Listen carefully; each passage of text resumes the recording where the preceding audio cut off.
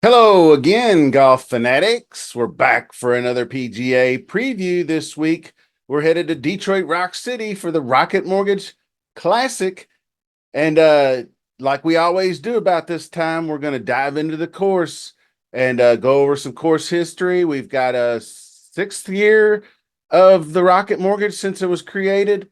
We'll dive into Fantasy National, who powers our stat models. We're going to look at a few different things that I've been trying to, change things up a little bit, not just look at the same old model, this model, that, and just dive in a little more into what Fantasy National has to offer us.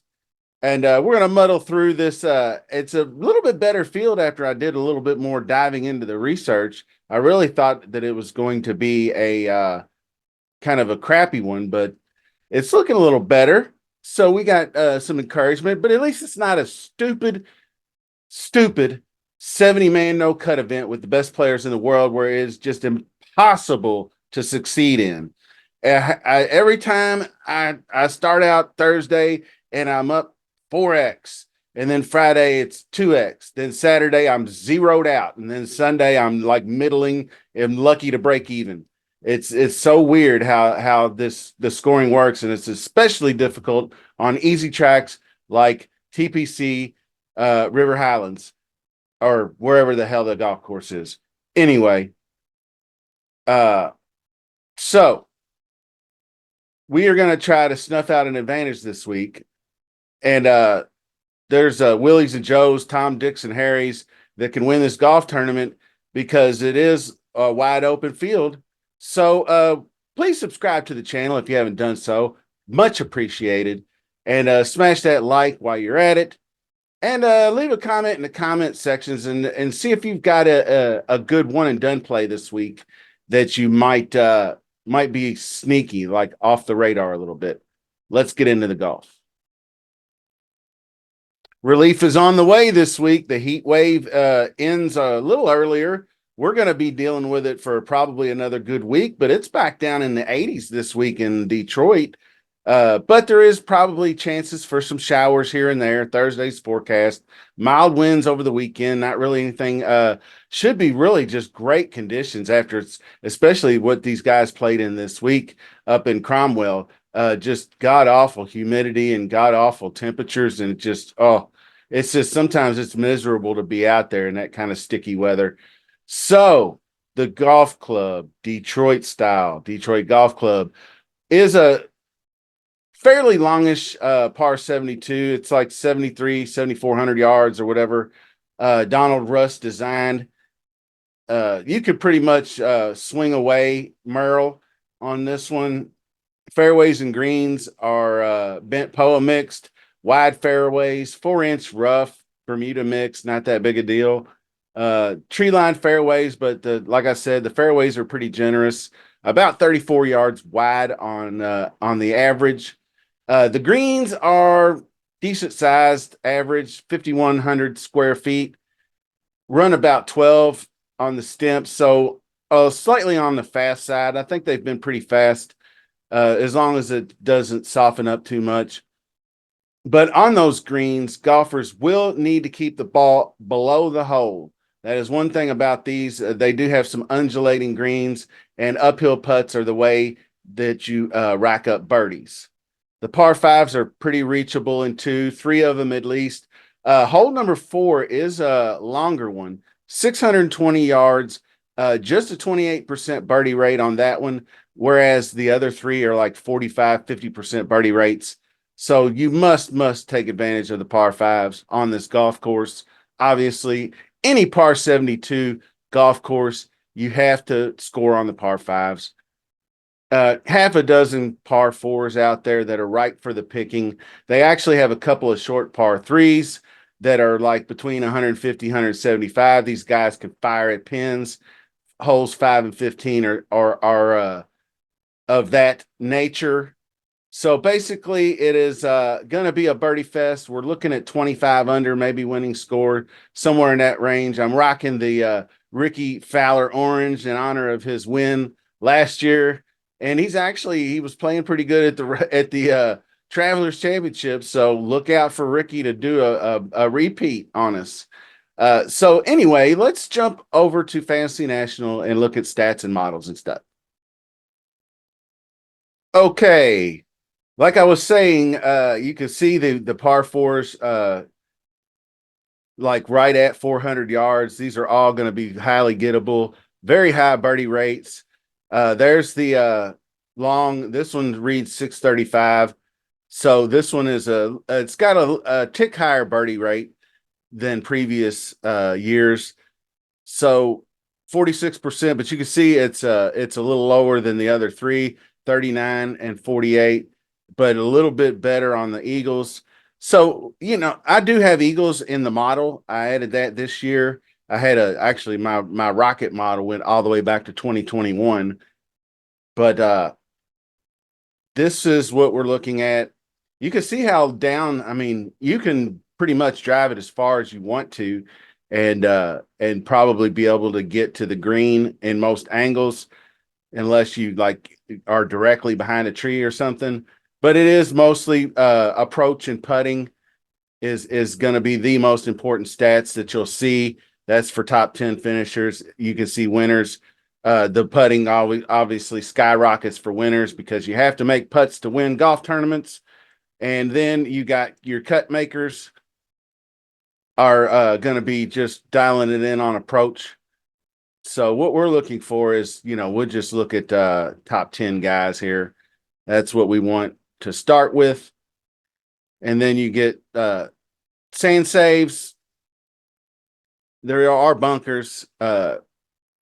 Fairways gained, I'm not really too concerned with this. Greens gained are way up there too. Here's your approach shot distribution. It's going to be wedges. You can see how many wedges above each are, and then below 150, way below 175 to 200. So you can see it's all wedges this week. That's what you're looking for. Then down here, I don't know where the cut line's going to land, but it's going to be more than 3. It's probably going to be pushing more than it ever has, down to 5, I would think. Driving accuracy obviously up, driving distance is up, all that kind of good stuff. 3 putts are just average. And that's pretty much in a nutshell. So we want to start looking at players, and we need to start with tournament history. Troy Merritt has got the most strokes gained total. He actually missed the cut in 2019. But he is a guy that shows up this time of year and really heats up on the summer and fall bunny courses. He's an easy course guy. A guy that I'm going to be having a lot of interest in this week is Chris Kirk. He's got great history here. Really, really just solid. And he's been kind of quiet lately, so maybe he goes a little under the radar.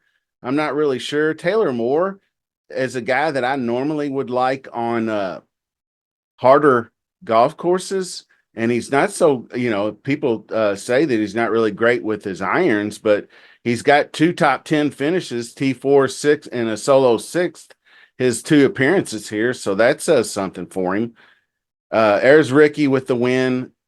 Taylor Pendrith is another guy that's probably going to be popular that I'm going to have interest in. Jaeger bombs, he's always great at these. He's got the increased distance. He's absolutely going to be in play this week. Adam Shank's going to be in play this week, definitely. I doubt Kevin Kisner gets any love. Justin Lower was a guy that popped up on the radar for actually not only that, but when we get into our modeling, then we're going to see that. So let's look at that right now. And this is the model. So basically did big emphasis on strokes gained approach and DK points, obviously, birdies, greens gained, all that kind of good stuff. Pendrith ranks out number 1, Kirk number 2. So I like to look at both the mixed conditional model and the model rank and see who's landing on both. The mixed condition model, real quick, this is what we got. I did real simple.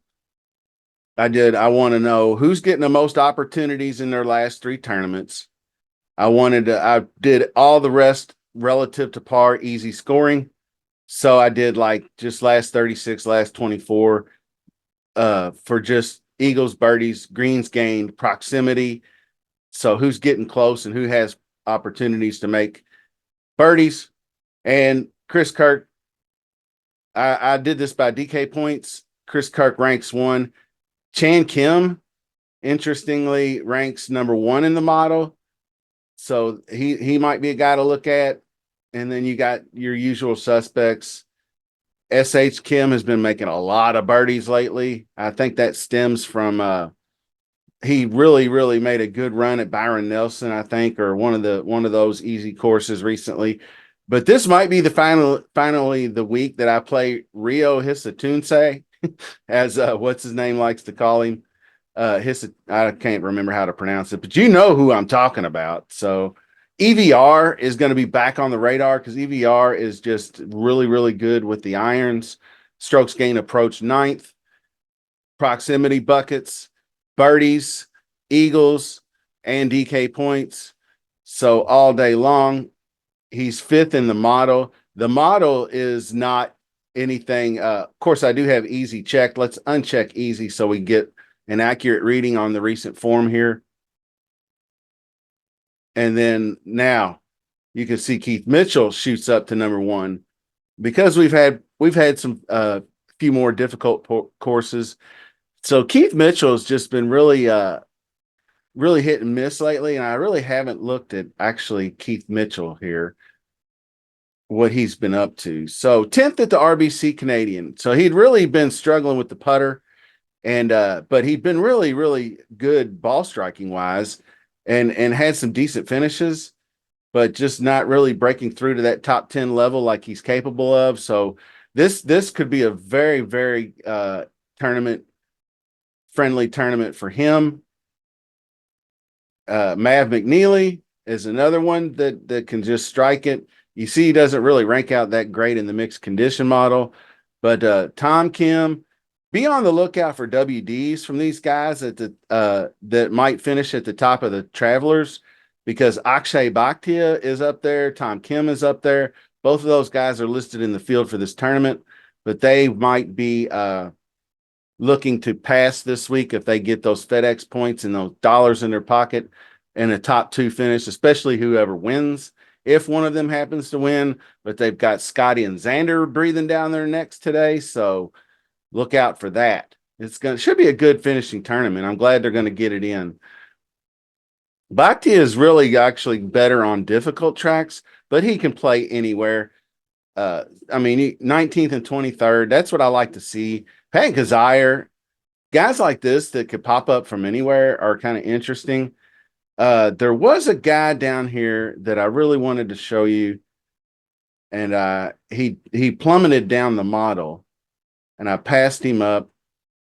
Cameron Young ought to win this golf tournament. Mr. 59 himself. He should be a perfect fit, even though he hasn't played very well. I think he hadn't had 5 rounds under par in the last 6 events, and then he goes out and shoots a 59. So that's just insane. But if he can ride that wave, we'll see how he shoots today. He shot 66 on Friday, so we'll see how it works out for him. Who else we got down here? Like I said, Hisatun say. I was looking for Kelly Craft. I know he's on here. There he is. Oh, well, third in the model. I forgot how highly he ranked. No wonder I couldn't find him. But Kelly Craft is actually playing legit good golf, and you probably hear his name a lot this week. He finished like 147th in the FedEx Cup last season, so he just got conditional status, and that's why you don't see him in many events. But if you look at the events that he has played, going all the way back a calendar year, he's only missed 2 cuts. So he made the cut at Canadian, 13th at Byron Nelson, 19th going back last fall. So he made all these cuts all the way back as far as you can go to the Barbasol. And then he missed a cut at John Deere. but he made the cut at Travelers last year, 40th at Rocket. So interesting guy to say the least. This was some other stats that I wanted to look at. The recent form, I never look at this, but this is your recent form. Robert McIntyre is going to be interesting. Obviously, the win at RBC Canadian, T8 at the PGA. He's actually playing pretty well at Travelers this week. He's a big lefty, and he can play. So Aaron Wright, people will probably be all over once again, but the guy just struggles with the putter so much. So I'm not sure he's going to be able to make enough putts to get us there. But you can see how good Pendrith and Minwoo's been pretty good recent form wise. This is strokes gained total over the last several events. So guys that you can go down, this will just give you a jumping off point to help you find some guys in your player pool, which is what I like to do.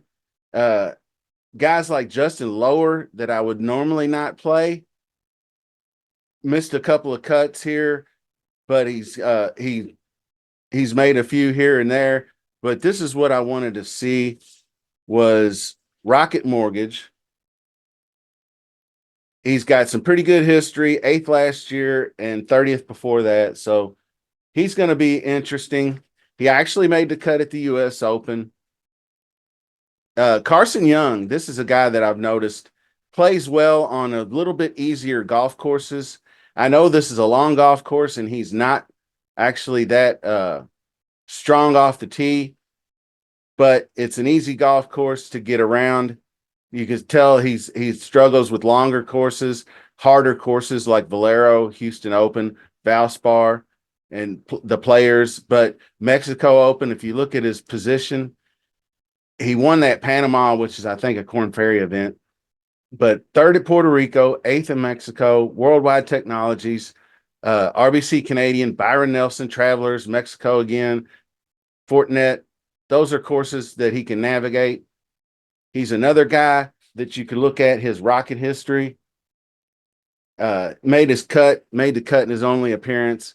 We'll see what his price tag is, but if he's way down in there in the 6,500 range, we may see 5K. I don't know if we're going to see it or not. They normally only do a 5K range in a full field event if there's top level players like Scheffler in it. So likely not going to see that.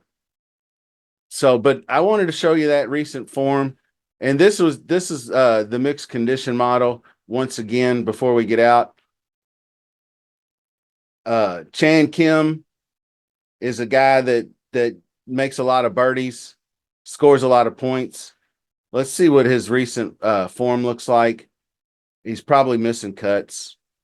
Yeah, he even missed the cut at Byron Nelson. So I'm not really sure. Sometimes that can be deceiving. Guys make a lot of birdies, but then they make a shit ton of bogeys too. So you don't want to pick a guy that's going to miss the cut like that when there's other guys that might be in the same range that are a lot safer. But there will be a whole lot of time to do that research this week. Enjoy the tournament today, and smash that like button and subscribe to the channel if you haven't done so. Support the channel. Thanks for watching. See you soon.